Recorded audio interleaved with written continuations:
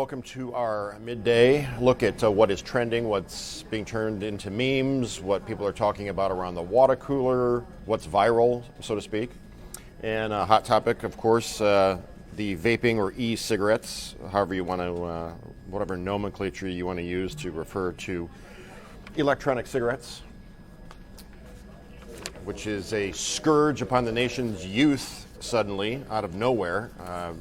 Any high school, probably middle school security guard can probably tell you that just by patrolling the grounds, they keep finding the little cartridges for the Juuls, littering the school grounds, the parking lot, that sort of thing. The estimate, I believe I heard as many as 1/4 of students of high school age are using or have used some sort of vape device.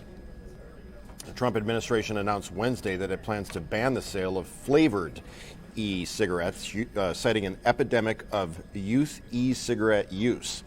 The move comes in the wake of Governor Gretchen Whitmer announcing last week that Michigan would become the first state in the union to ban the sale of so-called flavored cigarettes, the fruity, the mint, the menthol, and basically anything that's a flavor other than tobacco, correct?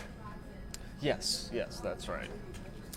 All right, Health and Human Services Secretary Alex Azar says we will not stand idly by as these products become an on-ramp to combustible cigarettes or nicotine addiction for an entire generation of youth. The American Vape Association expressed disappointment in the decision. Quote, a ban will remove life-changing options from the market that have been used by several million American adults to quit smoking, end quote. The announcement comes as federal health authorities investigate an outbreak of a mysterious lung illness linked to vaping devices. Now, Brian, you have different vapes that you can show. Yeah. So I wanted to bring this on because I suspect that there are plenty of people in our audience who still may not be familiar with the devices themselves. So they can resemble, I have a diagram here, they can resemble traditional cigarettes, pens, USB sticks, or pipes. Other devices, they come with large fillable tanks. These are more expensive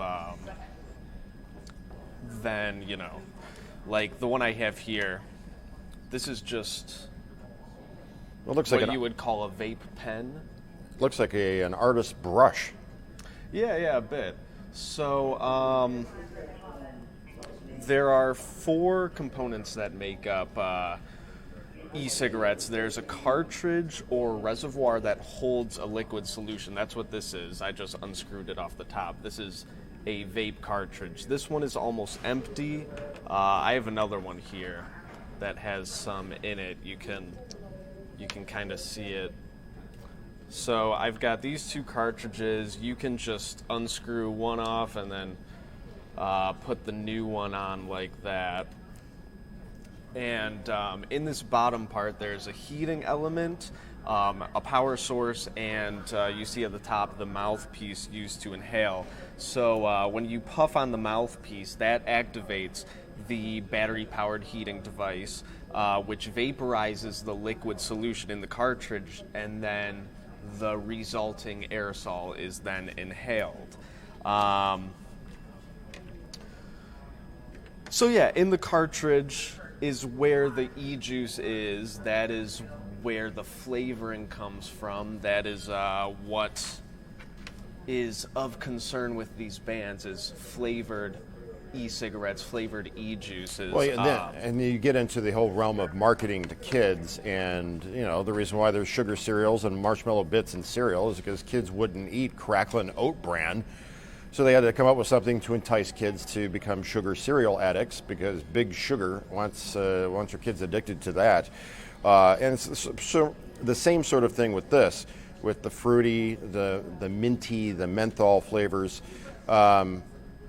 State health departments on Tuesday reported more than 480 cases of a severe respiratory illness that has been linked to vaping.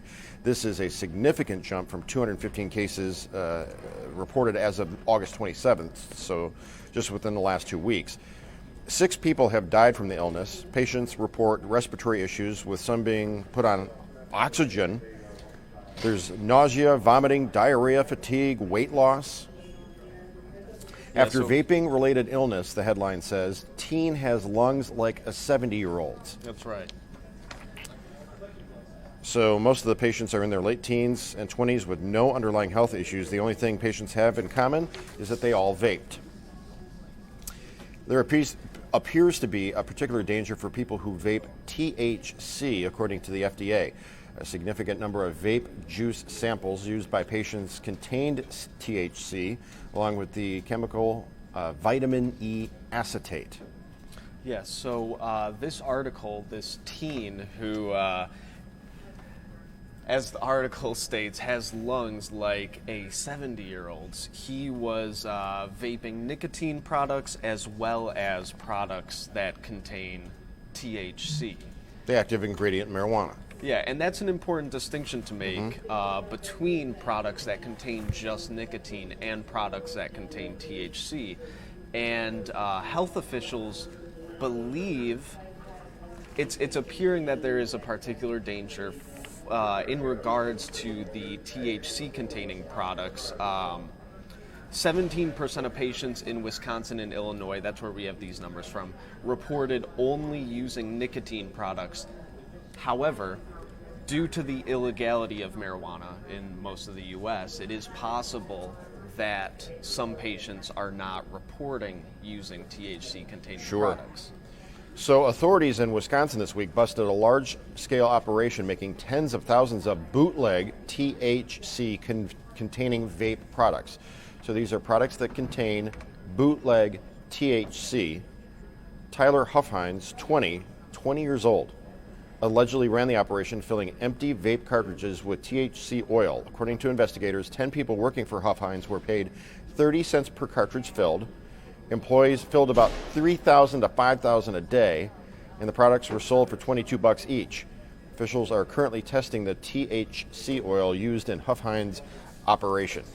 Yeah, so we don't know if the products that Huffhine was making in his operation, we don't know if that caused any cases of vaping illness, but it is an example of where these bootleg vape products can be coming from. Just some guy who is filling them up in his basement. You don't know what's being put in them, so there's that. Well, and then Renee says, just quit smoking, period, chew gum. There's always a Nicorette, obviously. It is interesting, the whole angle about, okay, which is the lesser of two evils?